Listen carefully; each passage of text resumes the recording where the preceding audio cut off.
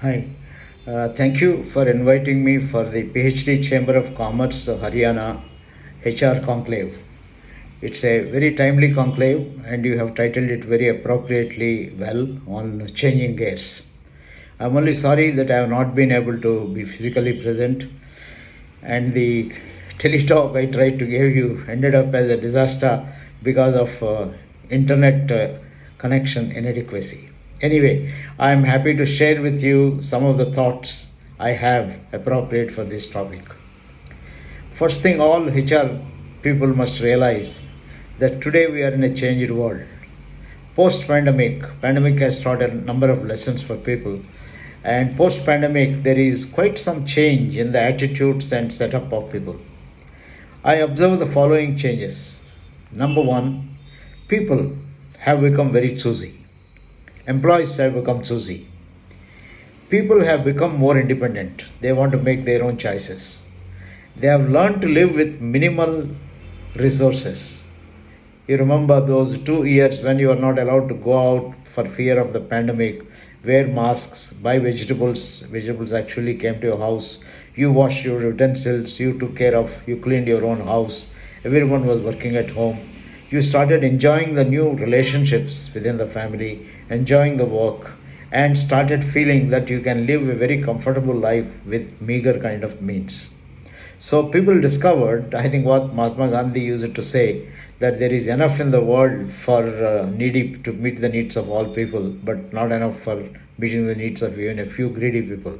We have seen, I think our needs are limited and we can be happy. Now this is a very significant change. This liberates the human being and makes the human being to make other kind of demands.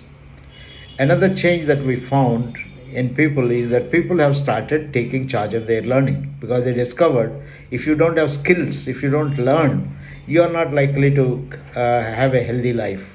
So, skills or continuous learning has become an important thing. That is why you find in the last 3 years the number of webinars conducted, the number of people get into LinkedIn and learn, Facebook and learn, even learn from Twitter, good things, bad things, whatever it is. So the learning attitude has gone up. People also want happiness at work. People work for happiness, and it's a bad news for bad bosses because if you are a bad boss, you are creating unhappiness, and that is one of the reasons why there is high attrition in companies where there are bad bosses. So people want happiness. That is another important thing. And people also started valuing family a lot more than before because they discovered that when in trouble, it is the family that comes to your rescue.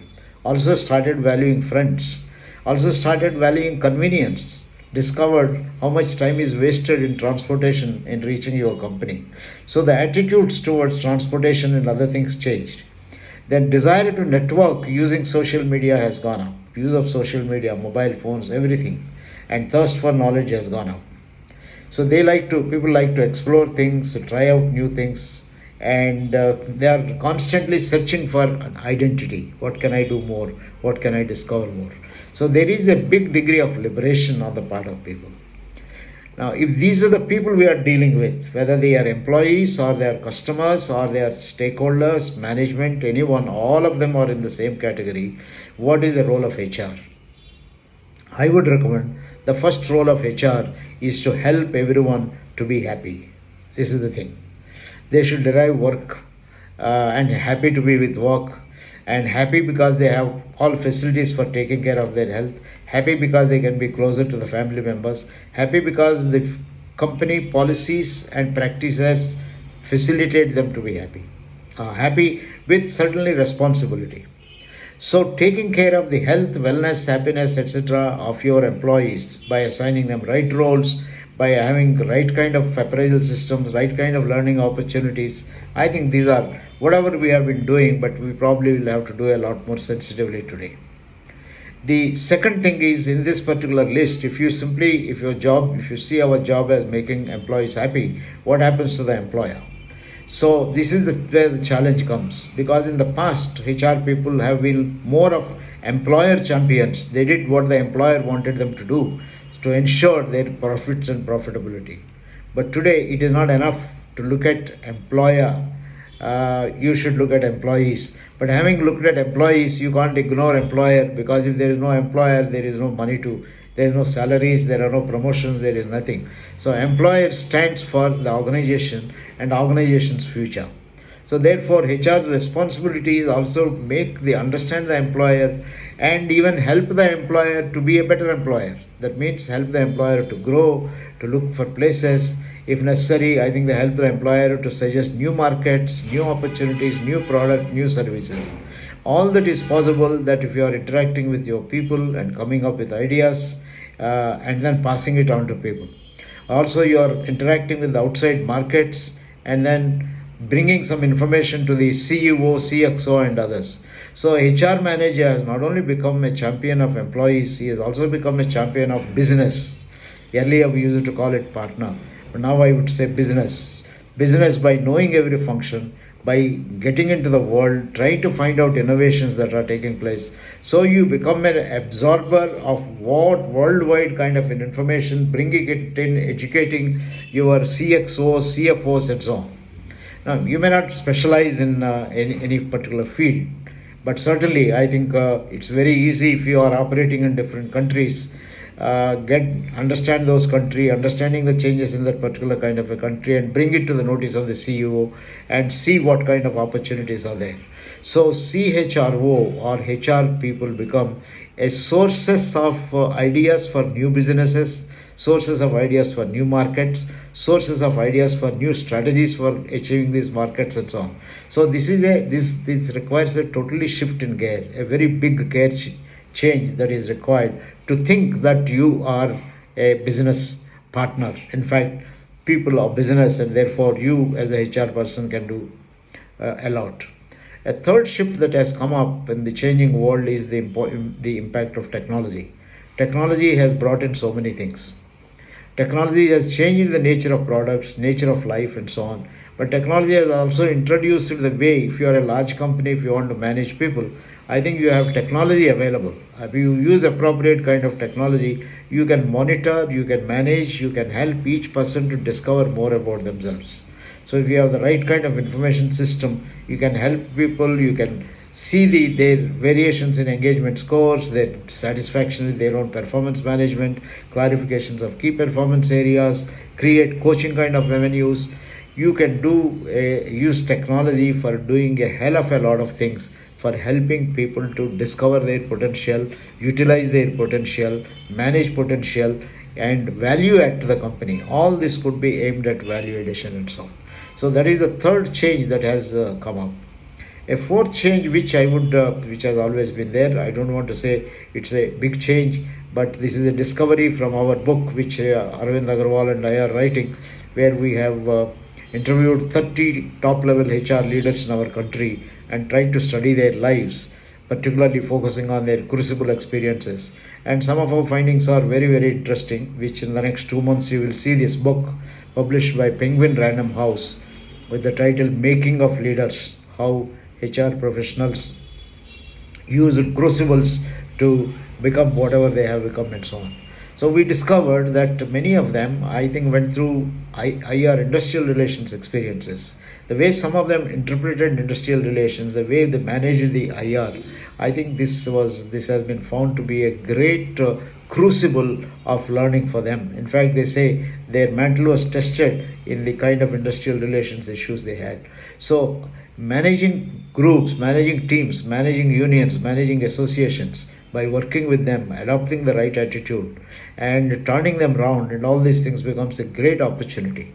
Now, this is not by enforcing rules. I think we have seen by now all those who see their role as only enforcing rules have not been able to achieve much. In fact, they have killed happiness and created problems. In fact, I remember in one of the stories that we have of the HR leaders, when somebody asked for to meet an emergency, some additional funding from his provident fund, the HR manager said that the rules don't permit you to give us this.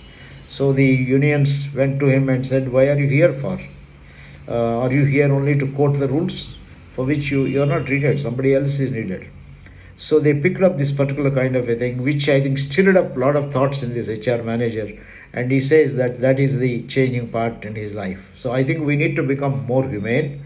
We need to, rather than create problems for people, HR people are there to solve problems, and solving problems is a great way of becoming a much better HR person. So, friends, these are all the fronts on which I think we need to change. I keep telling people HR is not anymore the job of HR department alone.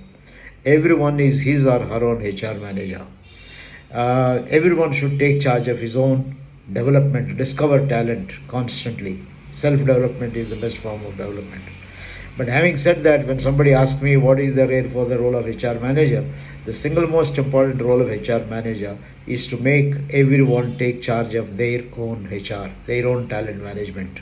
So employees take their charge of their talent management, employers take charge, stakeholders, the investors take charge, customers also take charge of their. So the single most important role is to constantly educate and excite people to recognize that they have a learning role, they have a development role, they have a self-discovery role, and they have a role also to create happiness with mutuality for the entire society and so on. So the role of HR is enriching. I think earlier it is said it is the doctors, medical health workers who are the saviors of people. And soon, I think after we got over the initial stage of the pandemic, the saviors of people who are doing their job, then who is going to provide food for the people who have been saved by the medical and health professionals? And that is where industry came into picture. So it is said, while medical professionals are people who save the lives of people, HR professionals not only save the lives but also provide livelihoods. So HR has this glorious thing of even but being perceived as better than a doctor. Doctors save your life, whereas HR person helps you to save your life by providing all kinds of access to facilities, but also helps you to have the income required to save your life in future. So it is also a life source provider. If you take it that way, what a glorious opportunity HR profession has. So I hope you will interpret HR in ways like this and bring change in wherever you work. Because I bet if you are a good HR person, you are likely to be a great, even a CEO, a great change agent, and a great leader. All CEOs have been found to have good HR competencies, and good HROs made good CEOs. Thank you very much for giving me this opportunity. I want to wish you all the best and great success for this HR convention.